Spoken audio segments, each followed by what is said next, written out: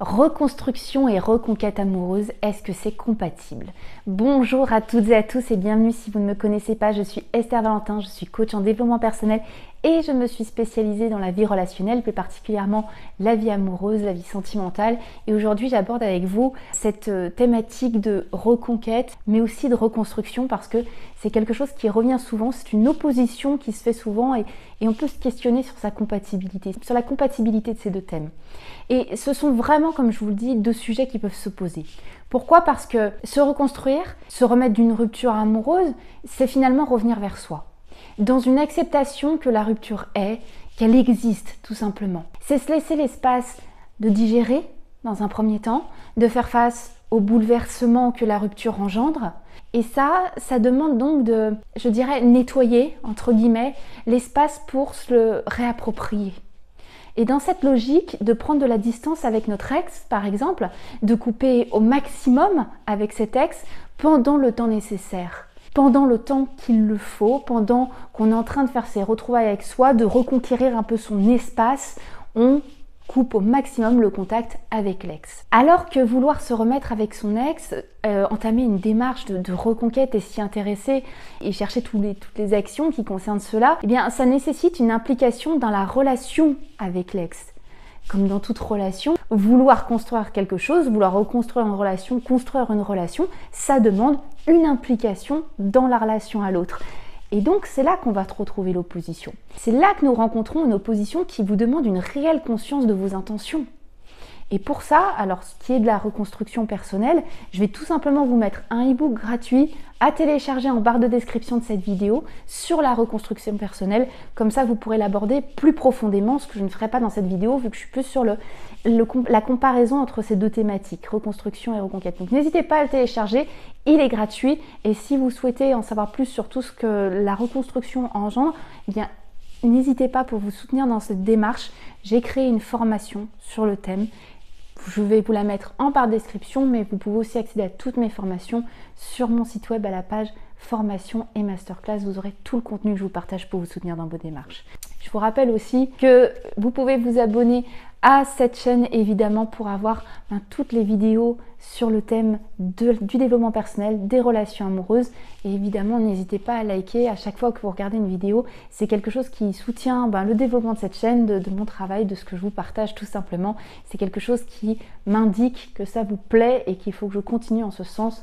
Et merci déjà pour tout ce qui a déjà été fait, tout ce que vous avez déjà partagé. Pour revenir à cette histoire de reconquête et de reconstruction. Quand je vous ai dit que c'était là déjà qu'on rencontrait une opposition, ce qui va vous demander une réelle conscience de vos intentions. Pourquoi je vous dis ça? Parce que si vous allez dans une démarche sans conscience, vous êtes certainement en train de vous faire diriger par un inconscient qui, lui, est plein de blessures, plein d'insécurité, plein de peur. Donc je vais vous inviter à vous questionner.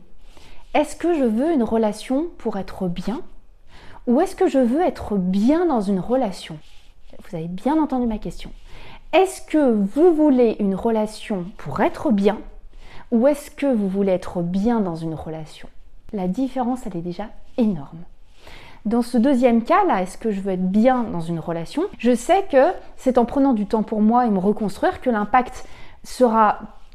Je vais impacter bénéfiquement, tout simplement, ma vie amoureuse et donc ma relation de demain. Dans le premier cas, où je veux cette relation pour être bien de nouveau, ou être bien tout court, eh bien, c'est un espoir illusoire de me réparer émotionnellement à travers quelque chose d'externe à moi. Donc attention à cette différence qui va vous permettre de voir cette compatibilité ou non à la période où vous en êtes entre reconstruction et reconquête. Le risque dans tout ça, si vous n'êtes pas dans cette conscience, si vous ne questionnez pas là-dessus, c'est de reconquérir l'autre, de tenter en tout cas cette démarche, de vous lancer là-dedans par refus de la situation, par manque de confiance aussi en vous-même et en l'avenir, parce que quand on n'a pas confiance en soi, on n'a pas confiance en demain, ce qui va nous arriver, c'est évident, parce que c'est nous qui nous conduisons dans notre demain. Et tout ça, ce n'est ni plus ni moins de la fuite d'être là pour soi et de s'offrir la réparation qui nous est nécessaire. On a besoin de ça. Si on s'accorde une quelconque valeur, on sait reconnaître qu'à un moment, on a besoin de s'accorder cette attention et possiblement réparation à soi-même. Donc là, on vient de voir le risque si on voulait se lancer dans une reconquête alors qu'on est véritablement dans un besoin de reconstruction. Mais l'avantage que la démarche de reconquête pourrait apporter quand on est dans une reconstruction après rupture, ça peut être à la rigueur que c'est un moteur. J'insiste sur le fait que ça peut être un moteur à vouloir aller mieux que d'essayer de se projeter dans cette relation avec notre ex. Mais c'est un moteur qui ne doit être que pendant un temps seulement. Encore une fois, vouloir aller bien, vouloir aller mieux, si c'est projeté uniquement dans un but extérieur, ça va atteindre de profondes limites en termes de développement personnel, de valeur que vous accordez et tout simplement une limite énorme pour votre épanouissement personnel de demain et dans toute votre vie amoureuse. C'est pour ça que je vous dis que l'avantage est quand même très à prendre avec des grosses pincettes, ok? Donc, revenons-en à cette question. Est-ce que reconquête et reconstruction, c'est compatible? Je vous dirais oui, mais pas simultanément. Parce que fuite de soi et fuite de reconstruction, ça nous prive d'aborder la vie amoureuse de manière saine et équilibrée. La reconquête, si reconstruction. Là, à la rigueur. C'est pourquoi même dans un accompagnement d'une démarche de reconquête, il est absolument nécessaire de s'accorder en toute priorité, vraiment prioritairement, une attention à soi toute particulière. Pour ensuite aborder une possible relation à l'autre, non plus par fuite de soi et fuite de la situation, tout simplement, mais sur des intentions beaucoup plus éclairées, je dirais, et donc beaucoup plus saines, que vous aurez retrouvé en reprenant ce temps avec vous. Je vous donne un exemple, je me sens bien, j'aime ce que j'ai appris et je suis au clair sur la relation que je souhaite aujourd'hui. Voilà ce que m'a permis ce temps de reconstruction, ce temps où j'ai vraiment plutôt suivi les conseils, les recommandations pour vraiment me reconstruire et que j'ai mis en pause cette idée de reconquête, sachant que ça ne se fait pas simultanément. Donc j'ai appris tout ça, je sais ce que je veux aujourd'hui, je sais ce qui est compatible avec mes désirs et cette personne et la relation que j'ai avec cette personne, ce qu'on entretient aujourd'hui, je vois la compatibilité avec mon désir. Et bien là, je peux me lancer dans cette démarche où je redonne de l'investissement à la relation à l'autre. Il faut comprendre que la plus grosse entrave à évoluer en ce sens, c'est la peur. La peur que par exemple l'autre se remette avec quelqu'un ou vous oublie.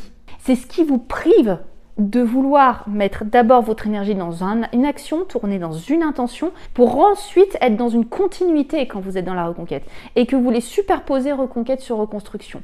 C'est souvent, je dirais dans 99% des cas, la peur qui nous fait repousser l'idée de nous retrouver avec nous.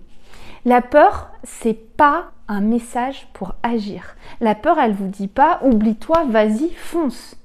C'est une tentative de vous protéger d'avoir peur. Et pour rappel, dans ce sens, c'est qu'une relation qu'on veut forcer par sentiment d'urgence, c'est déjà un signe de manque de sérénité et de confiance envers vous et envers ce que vous allez vous apporter.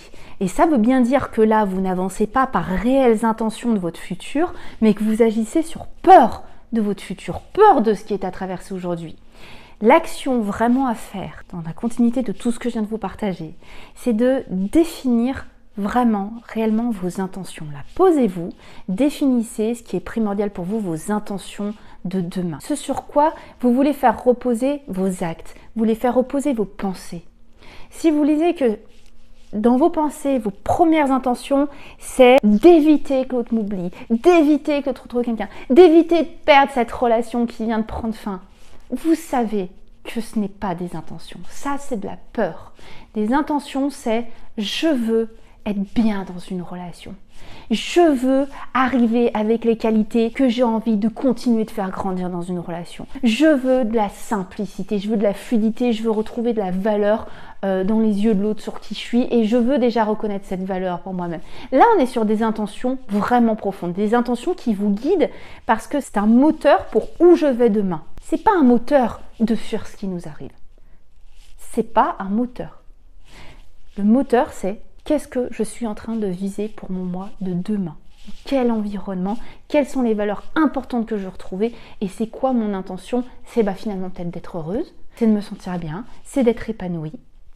Ok, alors qu'est-ce qui est en train de me priver de prendre quelques semaines, voire même quelques mois, pour couper un peu le contact et prendre du temps pour me reconstruire?